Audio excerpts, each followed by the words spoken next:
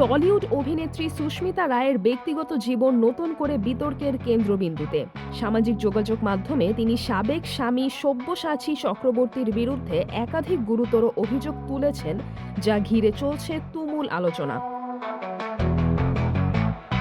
সুন্দরবন থেকে উঠে এসে কৃষ্ণকলি ধারাবাহিকের মাধ্যমে পরিচিতি পান সুস্মিতা। বর্তমানে অভিনয়ের পাশাপাশি ব্লগিং ও ব্যবসা নিয়েও ব্যস্ত সময় পার করছেন তিনি।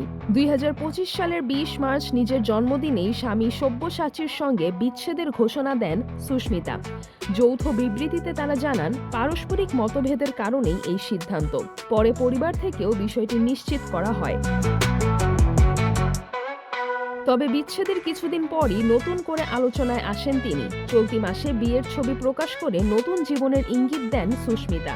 এরপরই সাবেক স্বামীর সঙ্গে ব্যক্তিগত চ্যাটের স্ক্রিনশট শেয়ার করে হুমকির অভিযোগ তোলেন। লাইভে এসে তিনি দাবি করেন, চক্রবর্তী পরিবার এখনও তার ব্যক্তিগত তথ্য ফাঁসের হুমকি দিচ্ছে।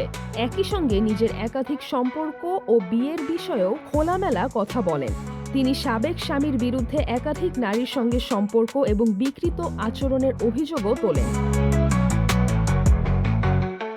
অন্যদিকে সব্যসাচী চক্রবর্তী এসব অভিযোগ অস্বীকার করে পাল্টা দাবি করেছেন, সম্পর্ক ভাঙনের জন্য দায়ী সুস্মিতাই। তিনি নিজেও শারীরিক ও মানসিক নির্যাতনের অভিযোগ তুলেছেন।